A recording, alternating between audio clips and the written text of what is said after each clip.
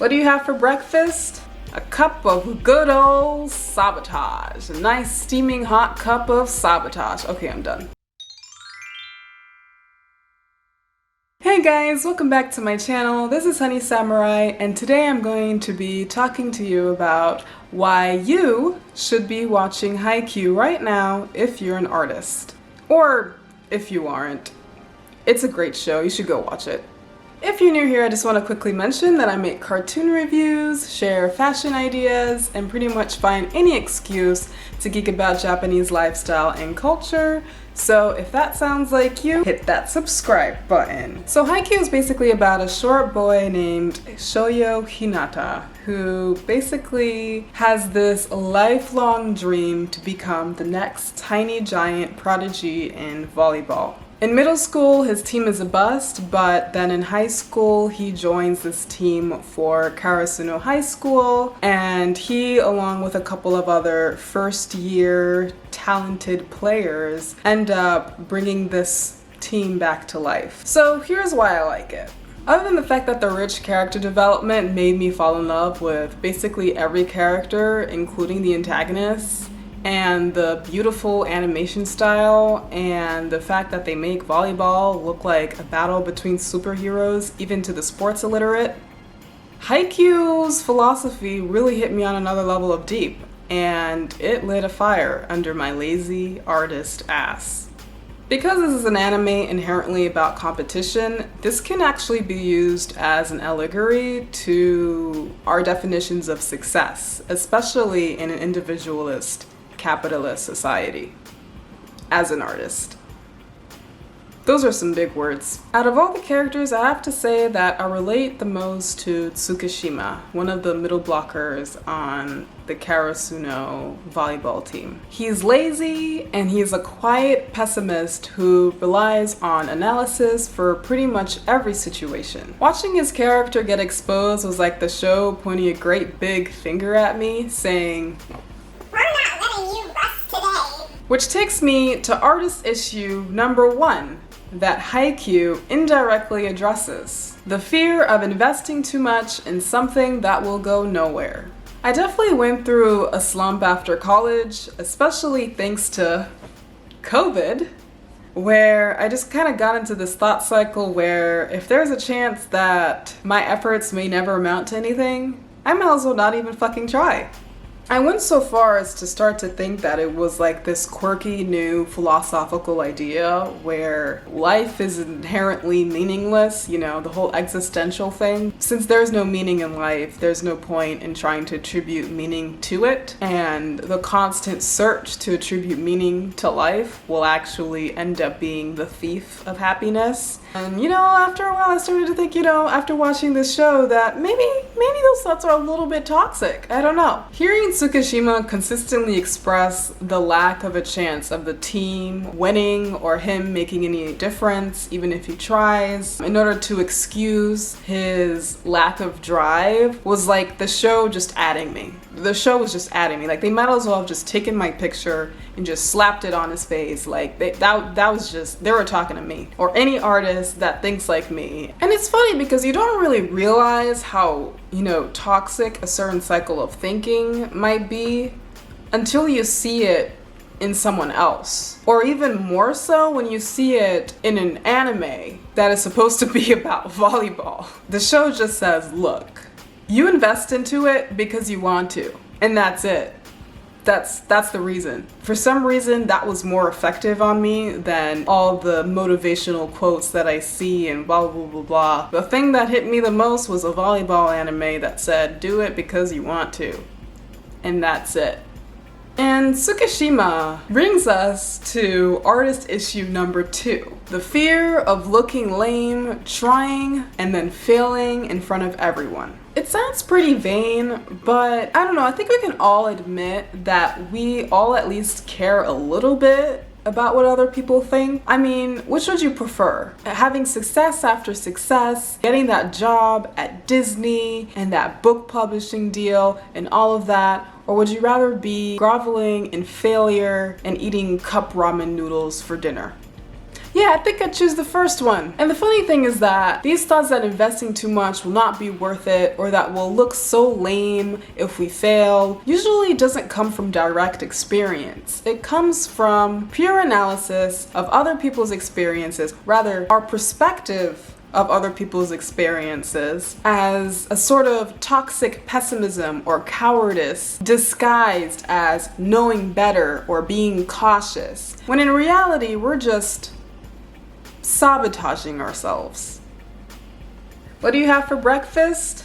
A cup of good old sabotage. A nice steaming hot cup of sabotage. Okay, I'm done. The second Tsukishima stops being so afraid, he grows, leaps, and bounds. Kageyama, the setter of the Karasuno team, pushes him even further, which basically tells us that he's still holding back a little bit. That was just a slight shift. It wasn't even a major change all of a sudden that he decided, oh, I'm so motivated, blah, blah, blah. It was a slight shift due to the fact that he realized he looks a lot lamer not trying than if he did. Just for clout alone, he decided to change a little bit. That tiny little change unfolded talent that he would not have discovered otherwise, but also sparks a momentum for him to keep trying because he actually gained something,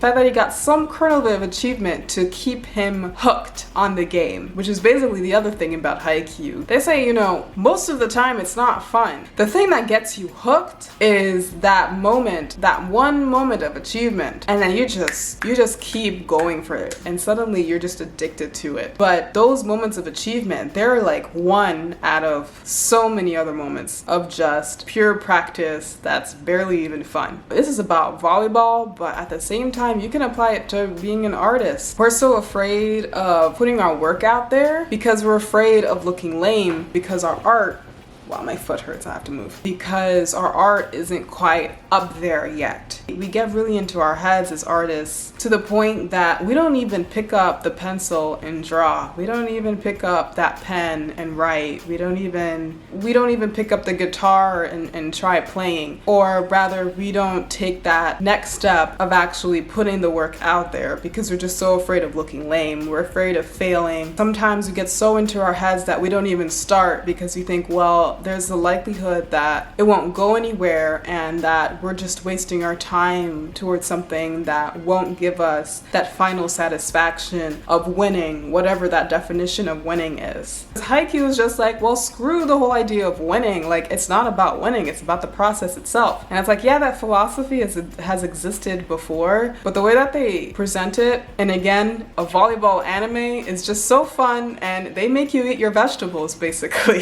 So my favorite quote from Haikyuu that basically trumps all of those Tsukishima thoughts is, what's lame isn't losing the match, it's being scared of the match. That's pretty powerful. Maybe I'm just, maybe it's just me, and it's just, my own opinion, but I feel like those are some pretty powerful words because I had never looked at it that way. Fear of failure is something people talk about a lot, and usually we talk about it in the scope of trying to get rid of that fear of failure, but they talk about it in the sense of what looks lame.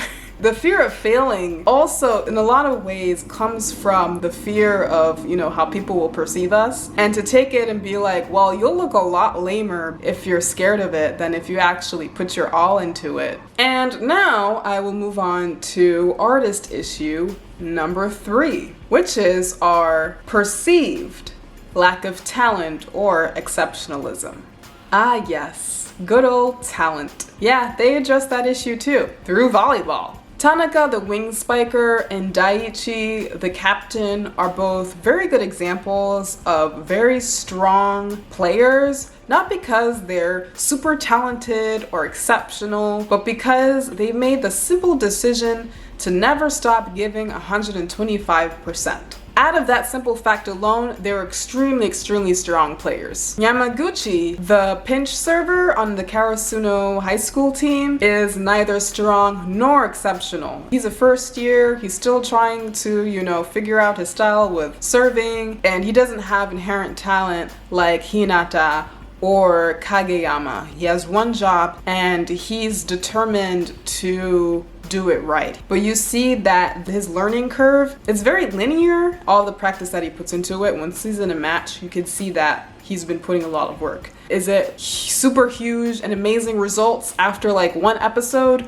No, you see tiny increments of change. That in itself is pretty amazing. I mean, from an outside perspective, I guess people wouldn't really pay as much attention to him, but at the same time, they're showing that pushing through and practicing and remaining focused on it isn't about being showy. It's about, you know, the simple fact that you want to get better, and you do get better. It also shows that we all have our own baseline of what we're comparing to. I mean, we can't just, you know, spend our lives comparing ourselves to others. We have to compare it to where we started. What I'm trying to say is, from an outside perspective, all we see is that super cool wing spike, or that super cool way that they trick the opposite team's server. We see those really cool moments, but there's so much more that comes into it that as outside observers we'll never see. And I think that's like where all the meat is too. The flashy part is only a moment. The grueling sweat that goes into it, the time that you actually spend making the art, or the time that you actually spend playing the game, is actually the real meat of the process. We put so much time and thinking into those few moments of achievements simply because it looks cooler,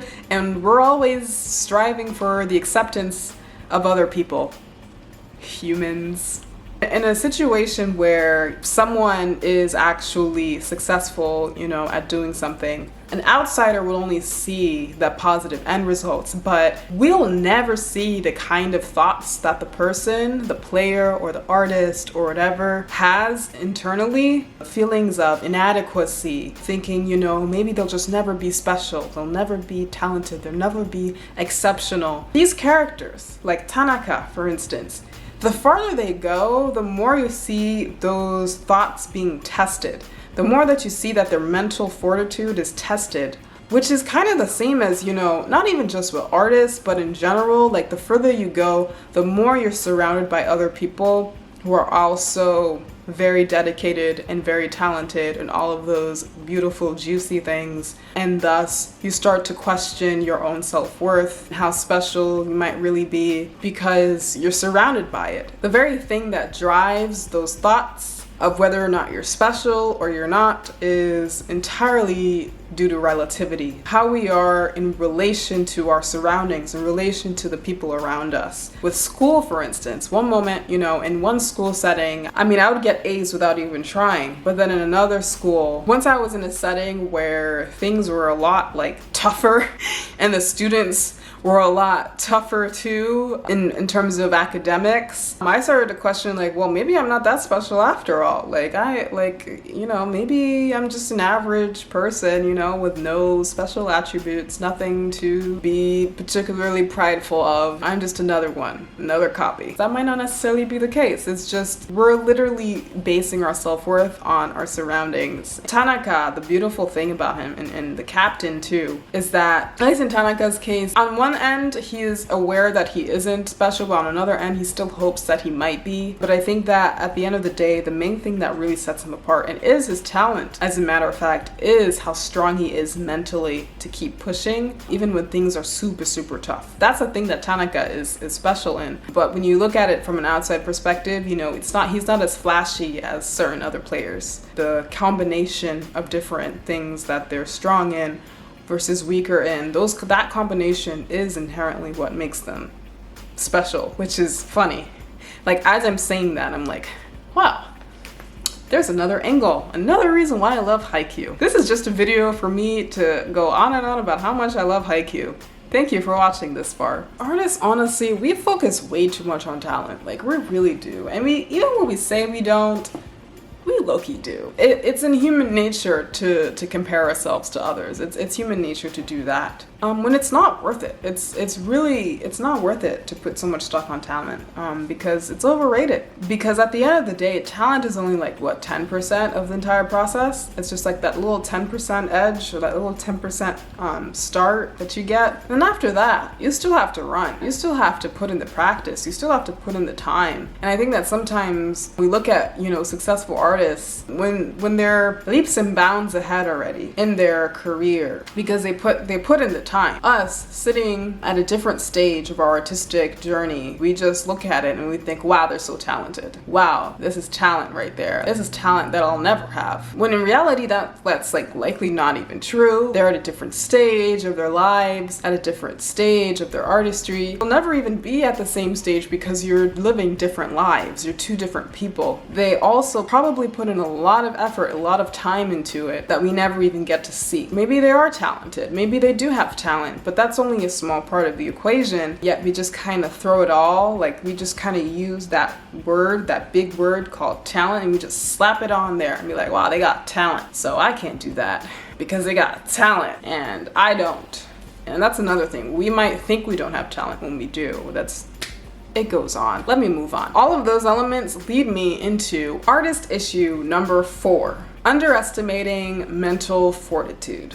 I kind of mentioned this already before, but I think that we really underestimate in sports or in art that the ability to stay motivated mentally is really half the battle. I might even argue more than half the battle. It's kind of common knowledge, I guess, that with exercise or anything, a lot of it takes remaining motivated. They even show like a tie between like doing things like sports and like mental clarity and all of that. Like it's very interrelated. But I don't think I really internalized that fact until I watched Haikyuu. For instance, like I have a really bad habit of not waking up in the morning, especially during COVID. Like it just sucks. I'm at a point where I'm just waking up at 2 p.m., 3 p.m., eating breakfast basically at night at this point. And I know that if I really want to, I can wake up earlier. But when I'm in bed and I'm all cozy and all of that and I don't want to move, mentally I'm weighing the pros and cons of getting up, and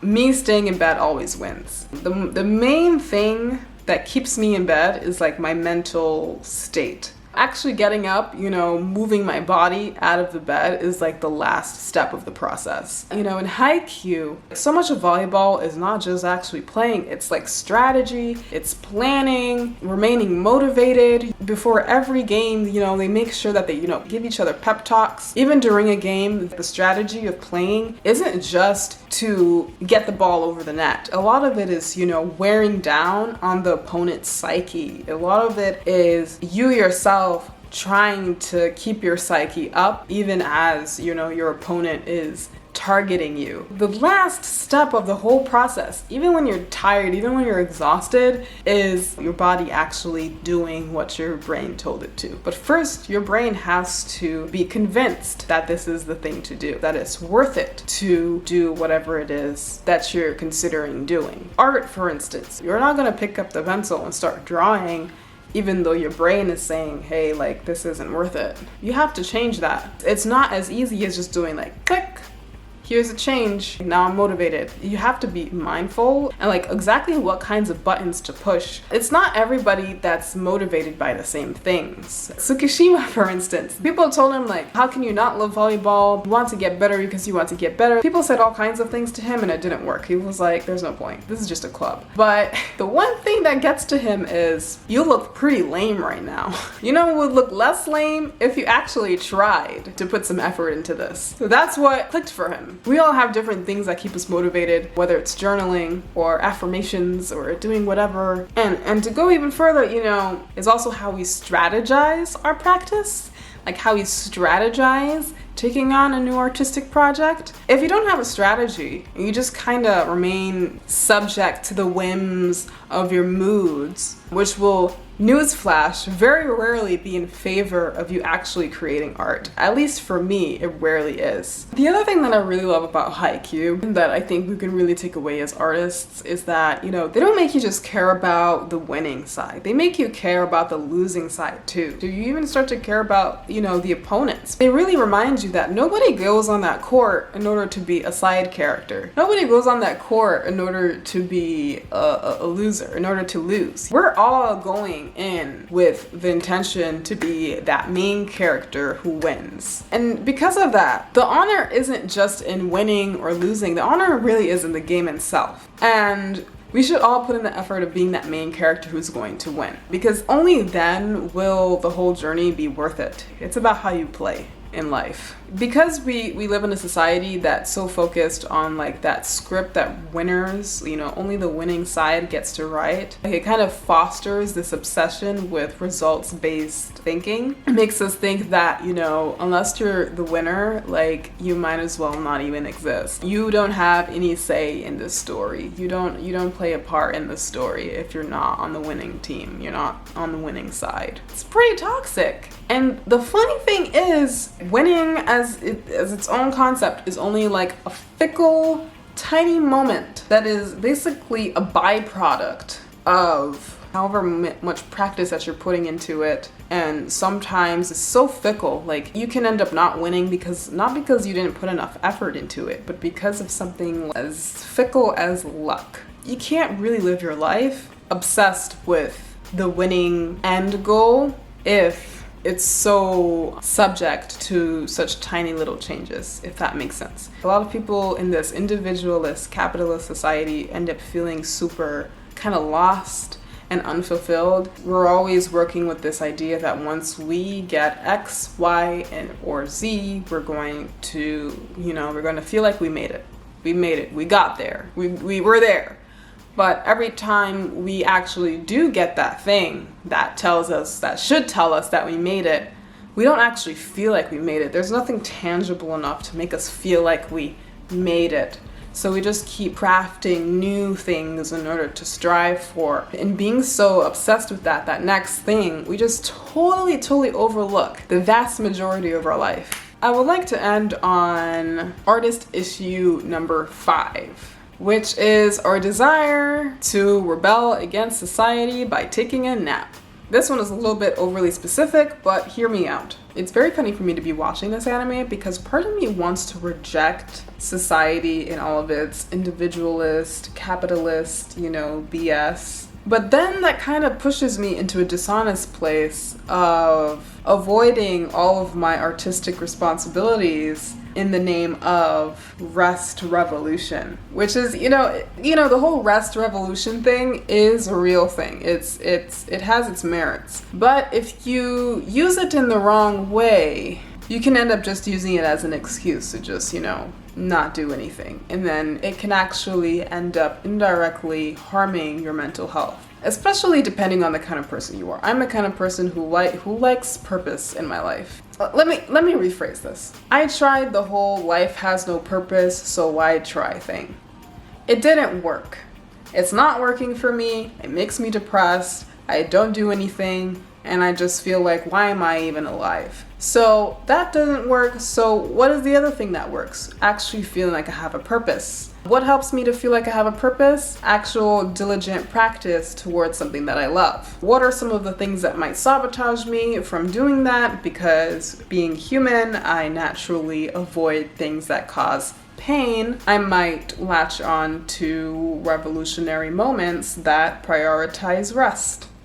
It sounds amazing, but when you use it the wrong way, it's not so amazing. So, you know, with that in the back of my mind, watching all of these characters stay behind after practice in order to practice even more when they should be resting and eating and stuff. When I see that, I'm like, how much of this is healthy? How much of this is something that we should really be using as an example, as something that we should strive for? Is this, you know, Haikyuu being a part of the problem, or are they just being realistic about the amount of effort or even extra effort that goes into something in the kind of society that we live in? But as I continue to watch the show, I also realize, like, well, no, they also include other characters that have different ways, different styles of practice, and different styles of playing. Like, we have Kenma, who's on, you know, their famous rival team. He doesn't really put his all into playing. He's just like a cat, basically. He's very aloof, and he doesn't really, you know, put his all into something. He's not, like, super passionate about it or anything like that. He does just enough, and he's very efficient in the way that he uses his energy. So yeah, they have efficiently lazy players.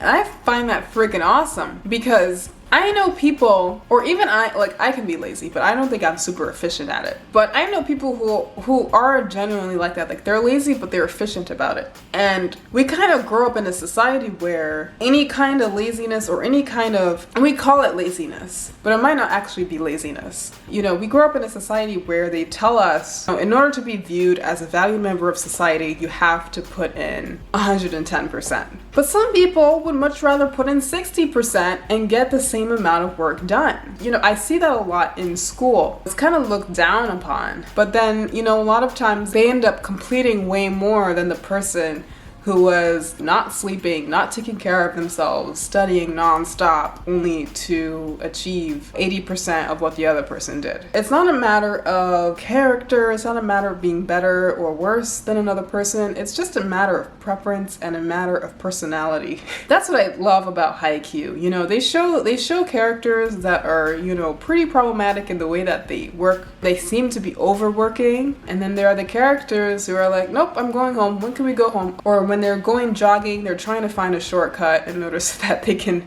not have to keep jogging further. I love the way that they show that because they don't show it with any kind of disdain for one or the other. They're just like, here is a variety of people and they're all freaking strong. As an artist, at least I personally, no matter how I end up approaching how I practice, I always feel like I'm not doing it right. Either, you know, working too much or I'm working too little. And I think that that's not by accident. I think it's because, you know, society is at a really awkward place right now, especially Western society, where there's the people who are still going based off of, you know, like 100% of the time you have to be at 200% just to, you know, be successful so that you can actually mean something in life. Where there are other people that are like, no, hell no, that's BS. I mean, you can, you know, do absolutely nothing and still be worth just as much as that person. You don't have to have monetary gains in order to be worth something in life. You can just be, and it's fine. They're basically two opposite ends of the spectrum, and I'm just kind of constantly swinging back and forth and constantly feeling guilty. I feel guilty if I work too much, and I feel guilty if I work too little. So I love Haikyuu because they just kind of show that, you know, a lot of times people have pretty problematic ways of doing things, but as long as it works for you, that's what matters. You just kind of do your best within whatever it is, what kind of personality you have, the kind of lifestyle that you have, all of these different factors that are for you in particular. You take those into account, and that's how you decide how to put your all into something, not just based on what other people tell you should be. So part of me just kind of wants to say, well, screw it. Let me just do whatever it is that I want, practice how I want, and make art the way that I want to, even if it's not perfect by anybody's standards. As long as I'm consistent and I don't give up. And I guess that's kind of the takeaway of the whole show and the takeaway of this video for artists. Just be consistent and don't give up, which I guess is pretty much what everybody says. For this show, I think that they take it at an angle that's really freaking cool and really fun to watch. And that's why I think every artist should watch Haikyuu. I hope I convinced you, and if you've already watched this show, I would love to hear your thoughts in the comments below. If you enjoyed this video, please don't forget to like, comment, and subscribe. Thank you for watching this video, and as always, love you guys, and till next time. Bye bye.